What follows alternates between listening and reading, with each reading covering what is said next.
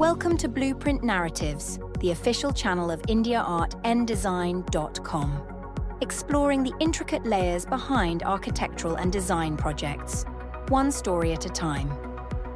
Whether it's groundbreaking projects, innovative designs, or artistic expressions, each episode uncovers the depth of thought and craftsmanship behind these creations. Over to our aesthete crew, who will take this conversation forward. Welcome back to Blueprint Narratives, the official podcast channel for indiaartanddesign.com.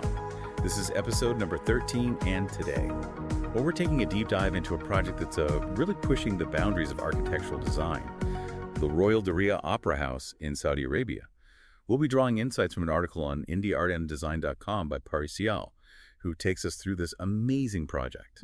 You know, what's particularly fascinating about this project is how it manages to weave together tradition and innovation in such a seamless way. It's a story about honoring the past while embracing the future. And I think it holds some valuable lessons for architects and designers all over the world. Absolutely. And for our listeners who are design and art enthusiasts, this is a masterclass in contextual design. So let's start with the location itself. The Opera House is being built in Diriyah, which, as many of you may know, is the ancient birthplace of the first Saudi state. It's a place steeped in history and cultural heritage. And that's precisely what makes this project so compelling. The architects, Snohetta, a firm known for its really innovative and site-specific designs, they were tasked with creating a world-class opera house that would also celebrate and preserve this rich heritage. So they didn't just plop down a modern building in the middle of a historical site. They really thought about how to integrate the two. So how did they go about doing that? Well, their approach was to draw inspiration from traditional Najdi architecture, which is the vernacular architectural style of the region. Now, when we talk about Najdi architecture, we're talking about structures built using mud brick, often clustered together to create shade and cool courtyards. It's a style that's perfectly adapted to the harsh desert climate, and it has a very distinct aesthetic with its emphasis on geometric forms and the interplay of light and shadow. It's amazing how architecture can evolve out of the need to adapt to the environment. It really is. And Snohetta has taken these principles of Najdi architecture and translated them into a contemporary language. So instead of literally recreating mud brick structures, they've designed a cluster of buildings that rise organically from the ground, connected by open passages and courtyards that echo those traditional shaded spaces. Sounds like they're creating a dialogue between the past and the present. Exactly. They're referencing the traditional forms and materials, but they're reinterpreting them in a way that feels both modern and timeless. For instance, they're using a mix of local and contemporary materials to create a textured, layered effect that's reminiscent of those mud brick structures, but with a contemporary twist. So are there any other specific examples of how they've incorporated elements of Najdi architecture into the design? Oh, absolutely. One of the things that really stood out to me is their use of patterns. Traditional Najdi architecture often features intricate geometric patterns, and Snohetta has picked up on that and incorporated these patterns into the facades of the buildings. But instead of just replicating the traditional patterns, they've abstracted them and created these really stunning modern interpretations. It's a subtle detail, but it really adds a layer of depth and meaning to the design. I love how they're weaving together these different layers of meaning. It sounds like they're not just creating a building, they're telling a story. They really are. And it's a story that's rooted in the history and culture of the place, but it's also looking forward to the future. It's interesting that you mentioned the future, because one of the things that's often highlighted about this project is its commitment to sustainability. Right. And that's another area where they've drawn inspiration from traditional Najdi architecture. Those mud brick structures were inherently sustainable, designed to maximize natural ventilation and minimize heat gain. And Snohetta has taken those principles and applied them to the Opera House, using passive design strategies to reduce the building's energy consumption. Can you give some specific examples of how they're doing that? Well, for instance, they've carefully oriented the buildings to take advantage of natural light and ventilation. They've also incorporated shading devices to minimize direct sunlight. And they're using a lot of native plants in the landscaping, which helps to reduce water consumption and create a microclimate around the building. They're even planning to install solar panels on the roof to generate clean energy. So it sounds like they're taking a holistic approach to sustainability, thinking about everything from the building materials to the landscaping. Absolutely. And it's clear that this commitment to sustainability is not just an afterthought. It's woven into the very fabric of the design.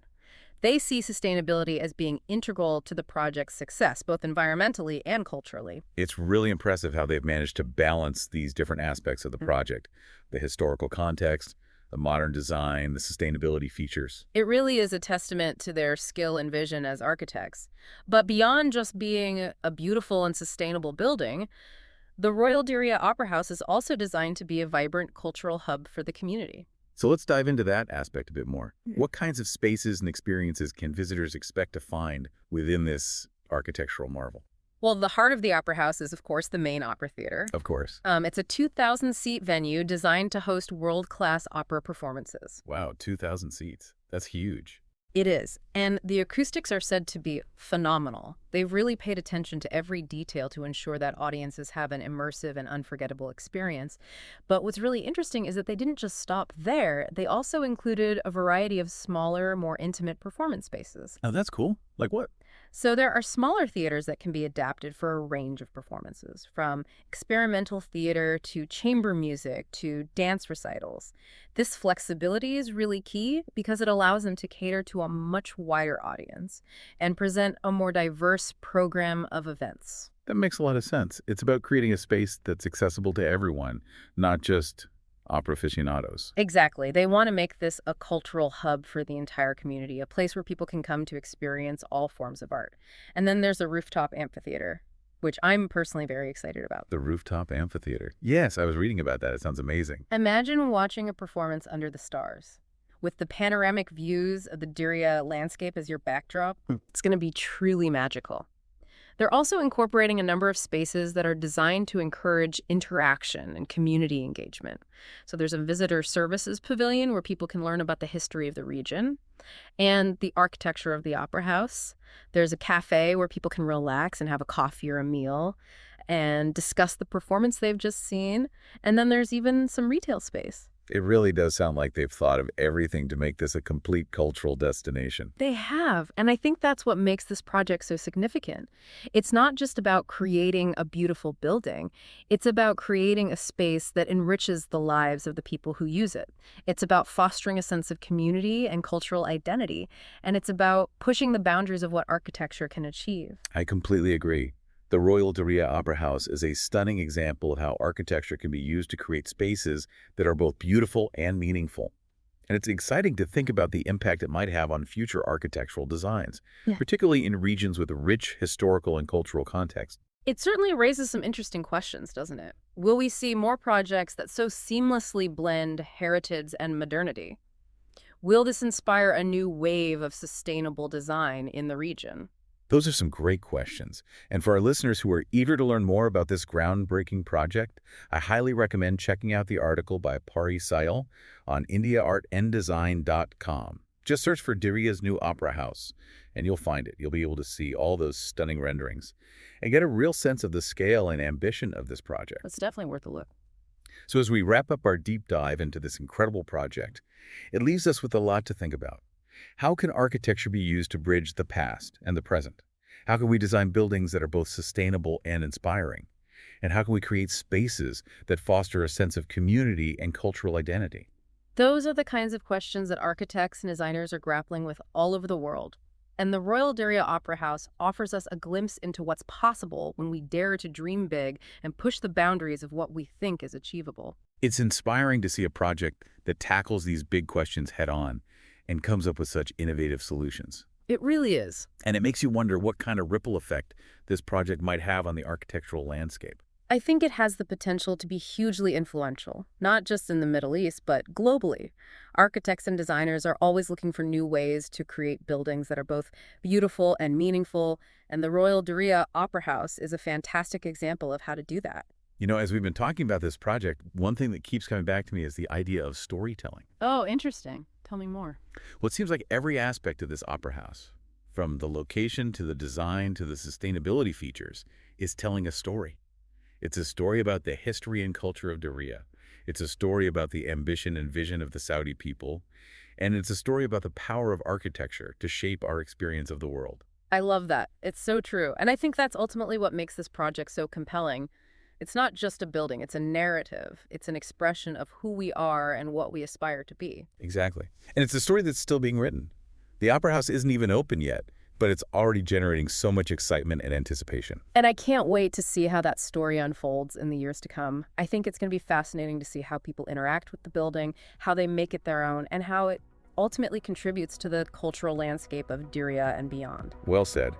And on that note, I think it's time for us to wrap up our deep dive into the Royal Diriyah Opera House. But before we go, I want to encourage all of our listeners to check out Perry Seal's article on indiaartanddesign.com. Yes, head over to the site and search Diriyah's new Opera House. You'll find some amazing photos and renderings of the project. It's definitely worth a look, and until next time, keep exploring, keep questioning, and keep those creative sparks flying. Yeah. A big thanks to all the listeners for tuning in once again to Blueprint Narratives. Your participation matters to us.